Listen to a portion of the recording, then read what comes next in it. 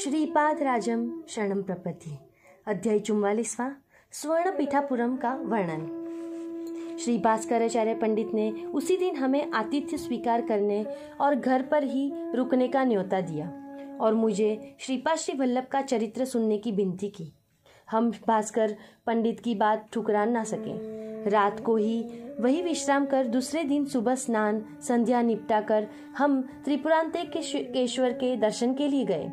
वहाँ श्रीपाद श्री वल्लभ के चरित्र का अत्यंत रसपूर्ण विवेचन हुआ। वक्ता ने अपनी मधुर वाणी से श्रोताओं को मंत्रमुग्ध कर दिया। श्रीपाद प्रभु का जन्म स्थान। श्रोताओं, श्रीपाद श्री वल्लभ प्रत्यक्ष शिव स्वरूप है। वे पीठिकापुरम के अंतर्ध्यान होकर काशी में अवतरित होते थे और गंगा स्नान करते थे। पीठिकापुरम में अवतरित होने से वहाँ भी भूत पिशाच बाधा निर्मूल हो गई। पीठिकापुरम में उनके जन्म स्थान के भूमि चैतन्यमय हो गई।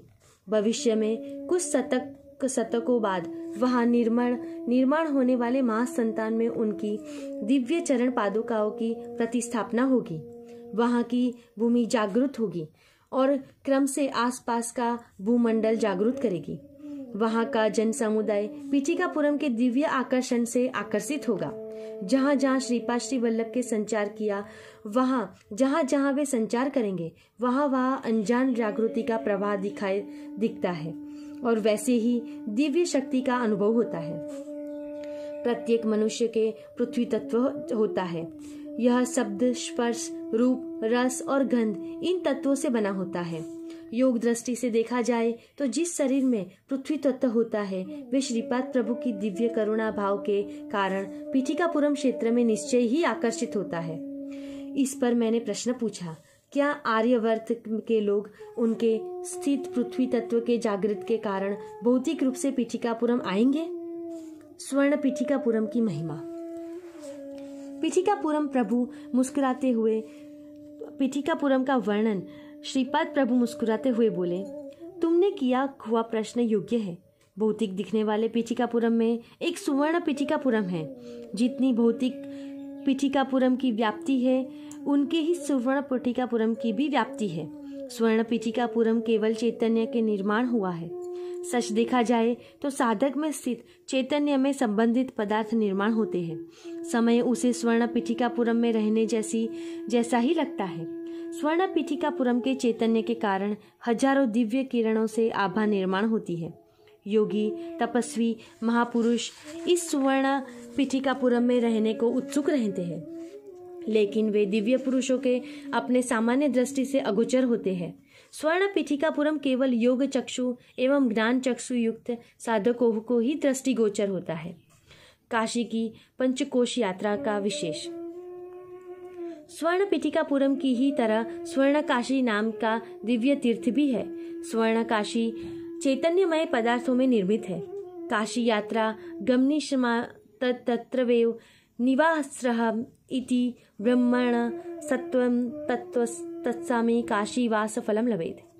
ऐसा शास्त्र वचन है। मैं काशी जा रहा हूँ, वही रहने का विचार है। ऐसा लगातार बोलने रहने वालों को भी काशीवास का फल मिलता है। स्वर्ण काशी में निवास करने के लिए और काशी विश्वेश्वर के दर्शन के लिए बड़े श्रद्धा भाव से उसका सतत चिंतन करना चाहिए। तुम्हारे अन्नमय कोश के संबंधित भी एक भौतिक पीठिकापुरम है, उसी तरह एक भौतिक काशी भी है। प्राणमय कोश में संबंधित एक भौतिक पीठिकापुरम है, उसी तरह एक भौतिक प्राणमय काशी भी है।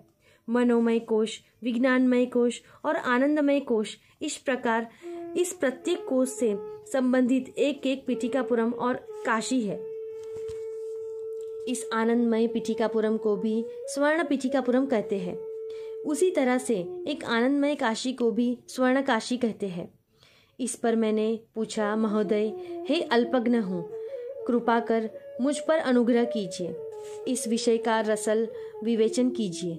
कुछ लोगों काशी के पंचक्रोश यात्रा से लोग के बारे में कहते हैं। यह यात्रा कौन सी है? मेरे प्रश्न का समाधान करने के लिए श्री भास्कर पंडित बोले, बेटा, पंचक्रोश यात्रा भौतिक यात्रा होती है, लेकिन वास्तव में जो यात्रा हमें करनी होती है वह यात्रा अन्नमय प्राणमय, मनोमय, विज्ञानमय और आनंदमय कहाई जाने वाली पंचकोशों की यात्रा है। यह हमें चैतन्य रूप से ही करनी होती है। यही इस पंचमय कोश का यात्रा का गूढ़ देवी रहस्य है। श्रीपाद प्रभु की कृपा से ही साधक को चैतन्य रूप के पंचकोश की यात्रा करने का समर्थन होता है। उसी सामर्थ्य से पंचभूतों से संबंधित पंच महाज्ञान श्रीपाद प्रभु की योग शक्ति से सिद्धि होती है। इस पंच महायज्ञ से प्रत्येक रूप कुरुगड्डी के पास पंचदेव पहाड़ सुशोभित किया जाता है। देव रहस्य का जिन्होंने अधिष्ठान किया है और जिन्होंने योग दृष्टि है, ऐसे साधकों को ही समझ में यह रहस्यमय आता है। सर्वसामान्य मानव को इसी संबंध में कुछ भी बोध नहीं होता। श्रीपाद प्रभु की काशी में गंगा स्नान किया, तब गंगा माता प्रत्यक्ष प्रकट हुई। उन्होंने श्रीपाद प्रभु को रोज स्नान करने की प्रार्थना की। तब श्री प्रभु ने मैं रोज गंगा स्नान करूंगा ऐसा वर गंगा माता को दिया। इसीलिए गंगा माता को चैतन्य भी पंचकोश में समाहित है और गंगा माता का वास्तव्य पंचकोश में है। इस पर मैंने कहा, महाराज, गंगा माता को जल स्वरूप ही होती है ना, वह पंचकोश में कैसे होगी? यह मेरी समझ में बाहर है। इसी पर हंसते हुए भास्कर पंडित बोले, देवता मंत्र स्वरूप होते हैं, वह भौतिक स्वरूप में नहीं होते हैं। मंत्र स्वरूप ही शब्द ब्रह्म का शक्ति स्वरूप है। गंगा माता शक्ति देवता है, वे चैतन्य स्वरूप युक्त देवता है। ऐसा इसका अर्थ है। भौतिक स्वरूप ही गंगा नदी तादात्म्य स्थिति में अभिमान देवता और चैतन्य स्वरूप की देवता भी है। उसी तरह सृष्टि में जो सूर्य दिखाई देता है, वही चैतन्य स्वरूप सूर्य देवता खगोल में तादात्म्य स्थिति में चैतन्य रूप देवता है।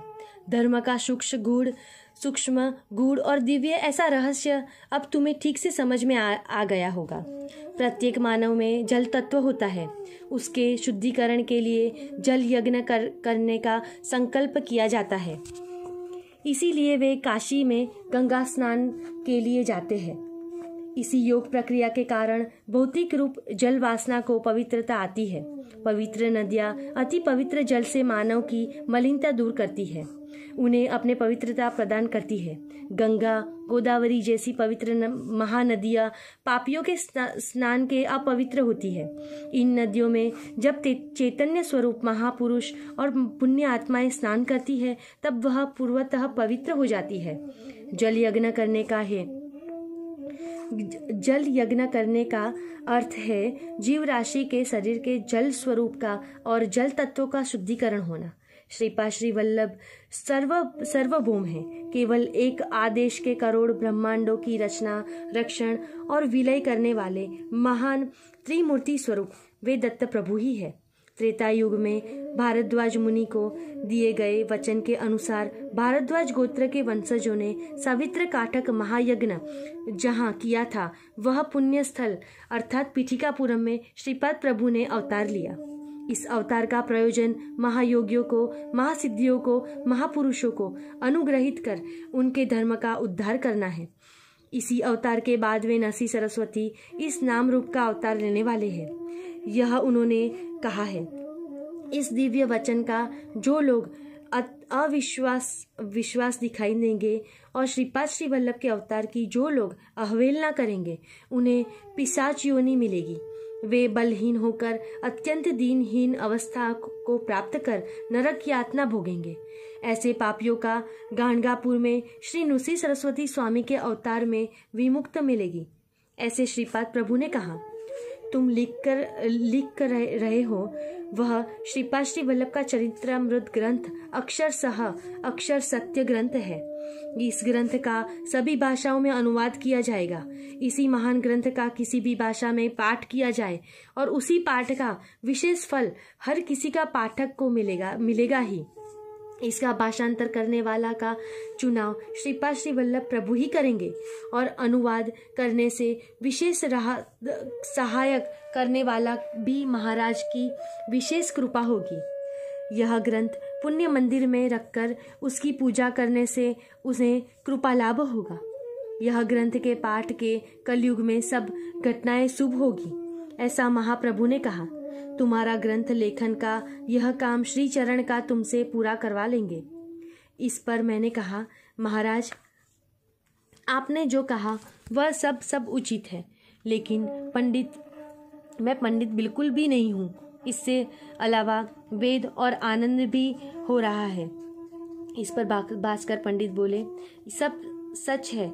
यह दत्त विधान ही कि निश्चित पदार्थ से ही रोग बढ़ते हैं, लेकिन आश्चर्य की बात यही है कि अद्भुत महत कार्य कुछ भी न जानने वाले सामान्य व्यक्ति के करवा लेने से यह श्रीपाद श्री वल्लभ प्रभु नित्य विनोद लीलाए है। यह उनकी दिव्य शक्ति का ही एक उदाहरण है।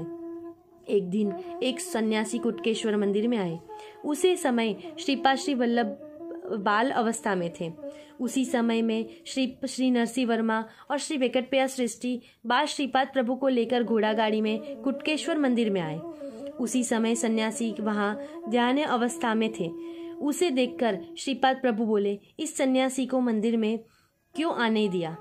श्री नरसिंह वर्मा ने धीरे से श्रीपाद प्रभु के बोले, अरे श्रीपाद प्रभु, वे सन्यासी है, उन्हें क्रोध आया और वो हमें श्राप देंगे। श्रीपाद प्रभु बोले, यानी उन्हें भी क्रोध आता है? मछलियां पकड़ने वाला जैसे भी जिनके पास मछलियां की दुर्गंध आती है, उन्हें क्या सन्यासी कहना ठीक है? उसी समय सन्यासी की आंखें खुली और उन्हें मछली की बदबू आ रही थी। वे सन्यासी समझ गए, क्योंकि वे वाइक सच्चे सन्यासी थे। उन्होंने श्रीपाद प्रभु की ओर देखा। उन्हें मत्स्य अवतार श्री वैष्णव अवतार का स्मरण हुआ। श्रीपाद प्रभु बोले, आपने कमंडलू में भी छोटी छोटी मछलियां हैं, वह स्वयं देख लीजिए।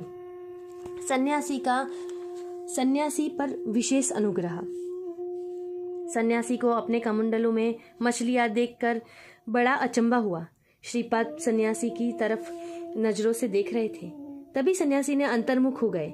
उन्होंने योग दृष्टि से देखा कि उनके शरीर के रक्तवाहिनी में विविध द्रव्य की छोटी छोटी बूंदें मत्स्याकार है। वे बूंदें विविध प्रकार के अनुभूति का प्रदर्शन कर रही थी। एक एक बूंदों मानो एक एक वासना का रूप लेकर मछली की तरह तैर रही थी। मत्स्य अवतार की प्रक्रिया जिसे कहते हैं वह यही है। ऐसा कहकर वे सन्यासी चिल्लाए। यह सूक्ष्म बूंदों से विशेष में आके ज्ञान मिल जाए तो प्रपंच की सारी वासनाओं को नियंत्रण रखना संभव है। यह मैं सन्यासी समझ गया। सन्यासी बहिर्मुख हुए। उन्होंने मंद हास्य करते हुए श्रीपाद प्रभु के मुख की ओर और बड़ी श्रद्धा से देखा। श्रीपाद प्रभु ने भी उन्हें उनके तरफ मंद हास्य करते हुए देखा। सन्यासी श्री चरणों के नतमस्तक हो गए। श्री प्रभु को बड़े ही प्रेम से अपना श्री हस्त सन्यासी के मस्तक पर रखकर उन पर अनुग्रह किया। उस स्पर्श से सन्यासी के बदन से आ रहा मत्स्य गंधा लुप्त हो गया। उसके स्थान पर देवी सुगंध आने लगा। पराशर मुनि ने अपनी कृपा दृष्टि से मत्स्य गंधा के शरीर के आने वाली मछली की दुर्गंध नष्ट कर उन्होंने सुगंध प्रस्थापित की थी। सन्यासी महोदय का इस प्रसंग का स्मरण हुआ। ऐसे ही पतिव्रता मातली के शरीर के सुगंध आती है, इसीलिए उसे सुवासिनी कहते हैं। जिस तरह शरीर की अनुभूति सुवास में प्रवर्तित होती है, उसी तरह भौतिक शरीर में भी परिवर्तन होकर सुवास में अनुभूति होती है। श्रीपाद प्रभु ने ऐसा मनोबोध उसे करवाया। उसके बाद श्रीपाद प्रभु बोले, अरे भाई, तुम्हें मत्स्य अवतार समझ में आ गया? देवी प्रकृति और आसुरी प्रकृति का कूर्मा अवतार का आधार है। मंदार पर्वत को कूर्म पर प्रस्थापित कर देव दानवों में समुद्र मंथन किया था।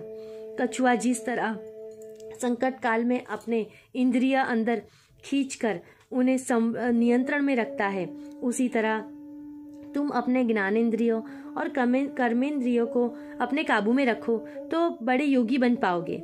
अगर ऐसा न कर सके तो बहिर्मुख होकर और सभी दुर्गुणों से युक्त होकर राक्षस बन जाओगे। तुम जैसे हो वैसे ही बहिर्मुख होंगे। तुम्हें कोई मार डालेगा। तुम्हें अगर जीवन चाहिए तो अंतर्मुख होकर योगा अभ्यास करो। ऐसा करने से तुम्हारी सभी बंधनों से मुक्ति हो जाएगी। श्रीपाद श्री वल्लभ की जय जयकार हो। श्रीपाद राजम शरणम प्रपद्ये।